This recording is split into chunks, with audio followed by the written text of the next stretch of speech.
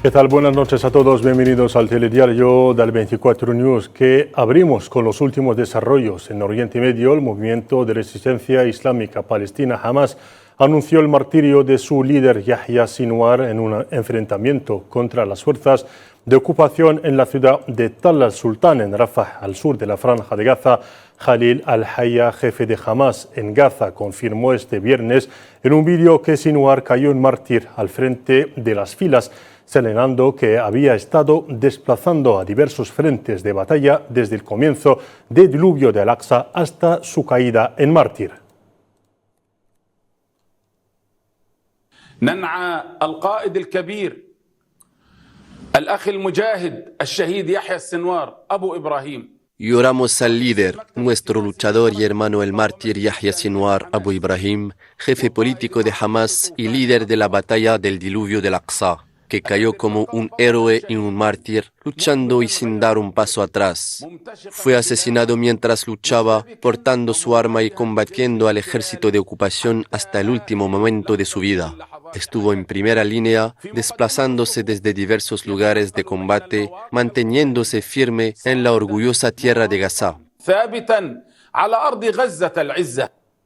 El responsable de Hamas subrayó que el movimiento continuará en el camino de la resistencia hasta la plena realización de las ambiciones del pueblo palestino y el establecimiento de un Estado palestino con el Quds como capital, afirmando que la sangre de los mártires y líderes constituyen una motivación para la resistencia.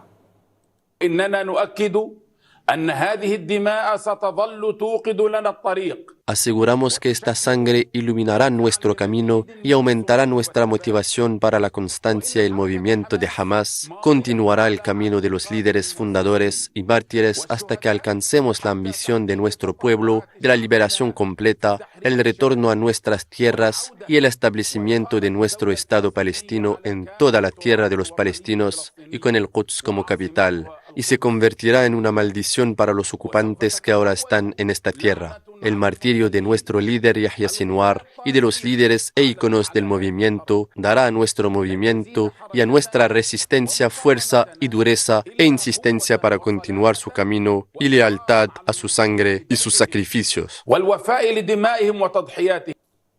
Khalil al-Hayya subrayó que la liberación de los prisioneros de la ocupación está vinculada al cese de la agresión contra Gaza y la retirada completa de las fuerzas de ocupación de Gaza. Decimos a quienes lloran por los prisioneros de la ocupación retenidos por la resistencia que estos prisioneros no volverán a vosotros, excepto si se detiene la agresión contra nuestro pueblo en Gaza y la retirada completa de la misma y la liberación de nuestros heroicos prisioneros en las cárceles de la ocupación, y que seguimos en el camino de Hamas y el espíritu del diluvio del Aqsa.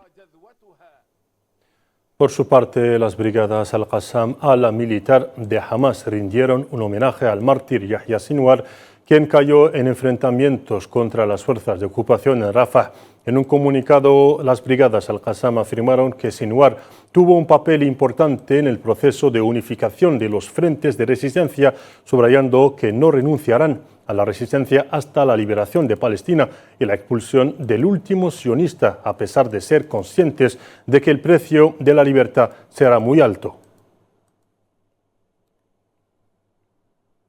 A su vez, las facciones palestinas afirmaron que el martirio del líder de Hamas, Yahya Sinwar, no apagará las llamas de la resistencia, sino que aumentará su compromiso con la lucha hasta conquistar todos los derechos del pueblo palestino.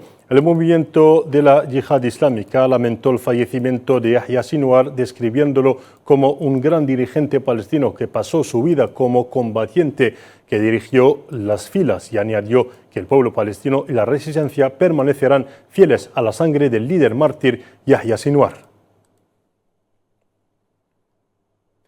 La noticia del asesinato de Yahya Sinwar, líder del movimiento de resistencia palestina Hamas y genio militar, plantea dudas y preguntas sobre el porvenir de la resistencia palestina frente a la opresión sionista. Veamos a continuación el comentario de Sara Elal. La noticia del martirio del líder político del movimiento Hamas ha sido confirmada. Yahya Sinwar ha muerto. ¿Y ahora qué? La historia ha demostrado reiteradas veces que el asesinato del líder de los movimientos de liberación nunca fue suficiente para apagar el fuego de la resistencia. La resistencia va más allá del jefe que lidera a los pueblos oprimidos y colonizados. Es la aspiración a una libertad tan deseada, un sueño que parece tan cercano. La resistencia palestina también ha demostrado en varias ocasiones que podría sobrevivir a la muerte de sus principales figuras. Yasser Arafat no se llevó consigo la voluntad palestina de sobrevivir a la opresión sionista. Incluso para Sheikh Yassin, asesinado por las fuerzas de ocupación en 2004, 19 años más tarde, sus seguidores organizaron la mayor incursión en territorio ocupado en la historia palestina. Tras la muerte de Yahya Sinwar, la brigada Azz-e-Din al-Qassam se declara formal. En una declaración inequívoca, el brazo armado de Hamas declara expresamente que su lucha no se detendrá hasta la liberación de Palestina, la expulsión de los últimos sionistas y la restauración de todos sus derechos legítimos. La muerte de Sinwar se da apenas 2 semanas después del martirio de Hassan Nasrallah y la del precedente líder de Hamas, Ismail Haniyeh, el 31 de julio pasado. Tal como la historia nos los enseñó, la muerte de un líder de la resistencia nunca termina con la lucha justa de los pueblos por su libertad y su independencia en todas las grandes revoluciones del mundo, desde África hasta América Latina. Y en otro frente de la resistencia, el movimiento libanés Hezbollah lamentó el martirio del dirigente de Hamas, Yahya al-Sinwar, afirmando que el mártir se enfrentó al proyecto estadounidense y a la ocupación sionista por los que derramó su sangre hasta alcanzar el martirio y las más altas cotas de la dignidad. Por su parte, el grupo Houthi de Yemen lloró al mártir Yahya Sinwar, describiéndolo como un gran líder.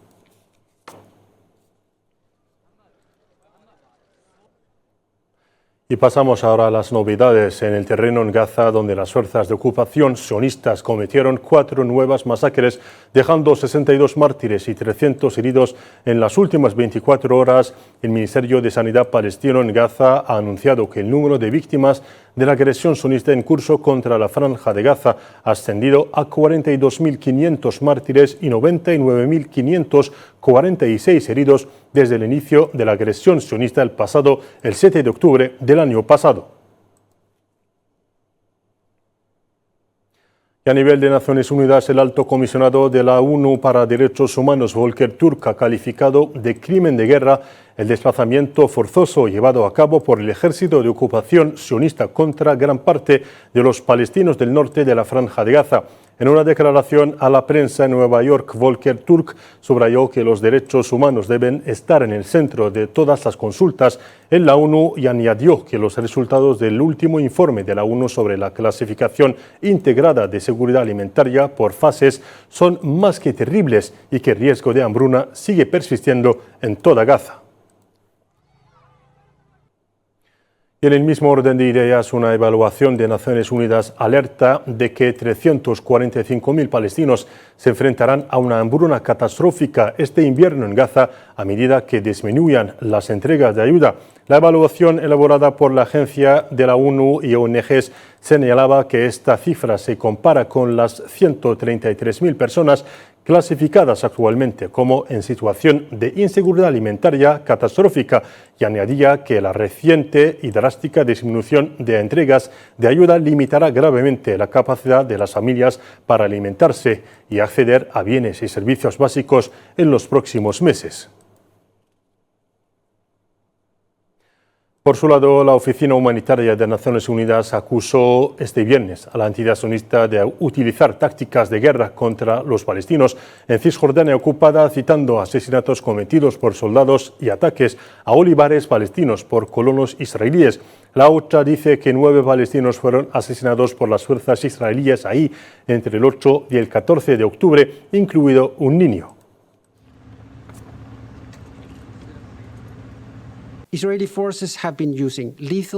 Las fuerzas israelíes han estado utilizando tácticas bélicas letales en Cisjordania, lo que ha suscitado serias preocupaciones por el uso excesivo de la fuerza y ha profundizado las necesidades humanitarias de la población. Hacemos un llamamiento a Israel como potencia ocupante para que proteja a los palestinos contra los ataques, la violencia y la intimidación.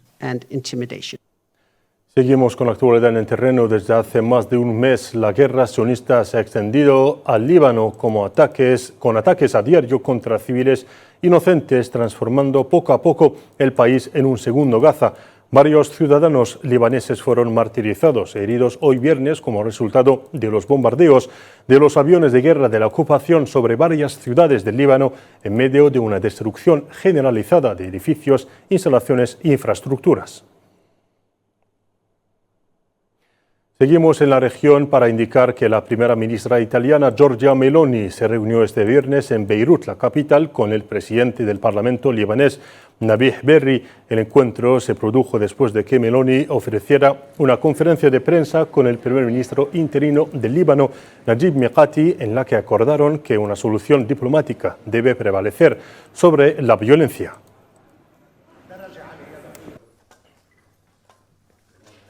I repeat that I consider targeting UNIFIL unacceptable. Por eso repito que considero inaceptable atacar a la FINUL y pido una vez más que todas las partes se esfuercen por garantizar en todo momento la seguridad de cada uno de estos soldados. Por eso también estoy convencida de que hay que fortalecer la FINUL. Solo fortaleciéndola y manteniendo su imparcialidad podremos pasar página. Y hablando siempre de la fuerza de la ONU para el Líbano, la FINUL, el portavoz de la misión de mantenimiento de la paz ha denunciado varios ataques directos y deliberados por parte de las fuerzas israelíes en los últimos días y afirmó que había encontrado evidencia del posible uso de fósforo blanco cerca de una de sus bases.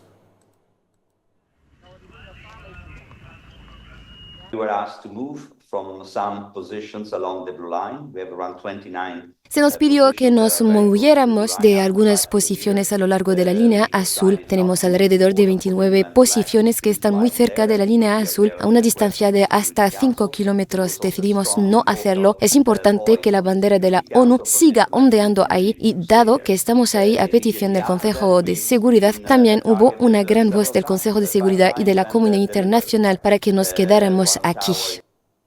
Y en la contienda saharaui ahora, el Frente Polisario expresó anoche su rechazo total y categórico a cualquier propuesta o iniciativa que no garantice plenamente el derecho inalienable del pueblo saharaui a la autodeterminación y a la independencia y no respete los derechos a la integridad territorial del Sáhara Occidental.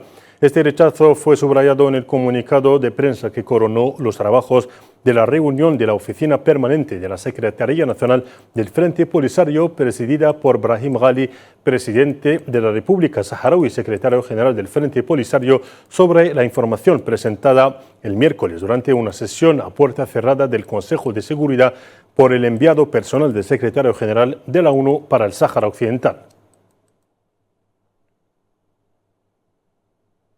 Y seguimos hablándoles de la cuestión saharaui. La cuarta comisión de la Asamblea General de Naciones Unidas, responsable de cuestiones políticas especiales y de descolonización, adoptó el jueves por la tarde, durante su 79ª sesión de alto nivel, una decisión sin votación sobre el Sáhara Occidental en referencia a la cláusula relativa a la ejecución de la Declaración sobre la concesión de la independencia a países y pueblos colonizados.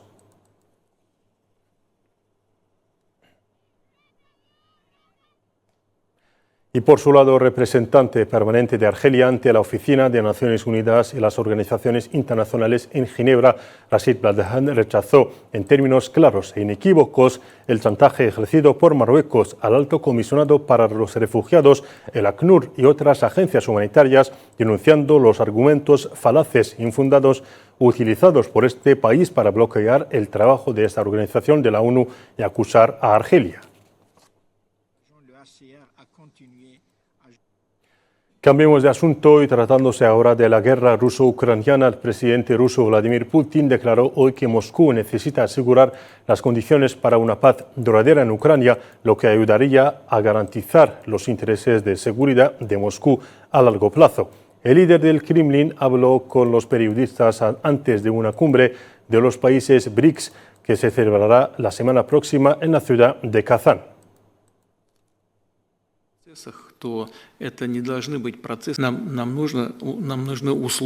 Necesitamos condiciones para una paz duradera, estable y sólida que garantice la misma seguridad para todos los participantes en este complicado proceso. Esto es precisamente lo que debemos esforzarnos por lograr. Los ministros de Asuntos Exteriores de Irán, Rusia, Azerbaiyán, Armenia y Turquía se reunieron este viernes en Estambul en el marco de la tercera reunión del Grupo de Cooperación de los Países del Cáucaso Sur. La Plataforma de Cooperación Regional del Cáucaso Sur se formó después de la Guerra de Karabaj en 2020 como una forma de resolver los problemas de la región.